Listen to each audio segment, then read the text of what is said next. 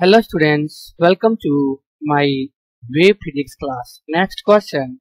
A piece of copper and another of germanium are cooled from room temperature to 80 Kelvin. The resistance of. Question हमारा यहाँ पे कह रहा है कि एक कॉपर का पीस है और दूसरा जो है वह जर्मनियम का है। दोनों का जो टेम्परेचर है वह रूम टेम्परेचर से घटा करके जो है हम 80 केल्विन पर ले आ रहे हैं। उस केस में दोनों जो हमारा मटेरियल है उसका रेजिस्टेंस में क्या इफेक्ट पड़ेगा उसको हमको यहाँ पे निकालना है, टिक लगाना है, जो ऑप्शन हमारा यहाँ पे दिया हुआ है।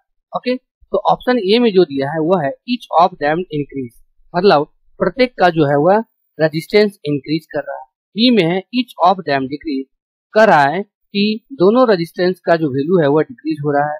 सी में है copper increase and germanium decrease, see कर रहा है कि कॉपर का जो रेजिस्टेंस है वह इंक्रीज कर रहा है और जर्मेनियम का जो है वह डिक्रीज कर रहा है। डी ऑप्शन में है copper decrease and germanium increase, मतलब कॉपर का जो रेजिस्टेंस है वह डिक्रीज कर रहा है और जर्मेनियम का जो रेजिस्टेंस है वह इंक्रीज कर रहा है। ओके, तो यहाँ पर हम सॉल्यूशन में देखेंगे सबसे पहले कि अगर हमारा कोई भी मटेरियल कंडक्टिंग मतलब कंडक्टर है, जैसे कि यहाँ पे हम देख रहे हैं कि ये जो कॉपर है वह हमारा क्या है, कंडक्टर।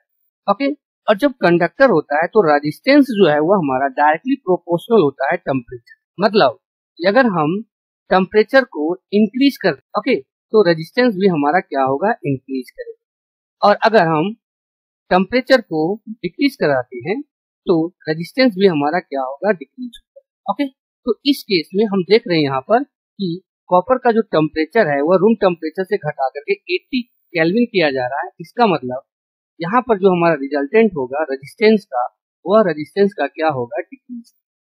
ओके, उसी प्रकार से दूसरा मटेरियल जो दिया है वह हमारा है जर्मेनियम का, और ये जर्मेनियम जो है वह हमारा सेमी कंडक्टर। ओके, और जो सेमी कंडक्टर होता है उस केस में रेजिस्टेंस जो है वह इनवर्सली प्रोपोर्शनल होता है 1/T का, मतलब टेम्परेचर का। मतलब अगर हम टेम्परेचर का वैल्यू इंक्रीज कराते हैं तो रेजिस्टेंस का वैल्यू हमारा क्या होगा, डिक्रीज।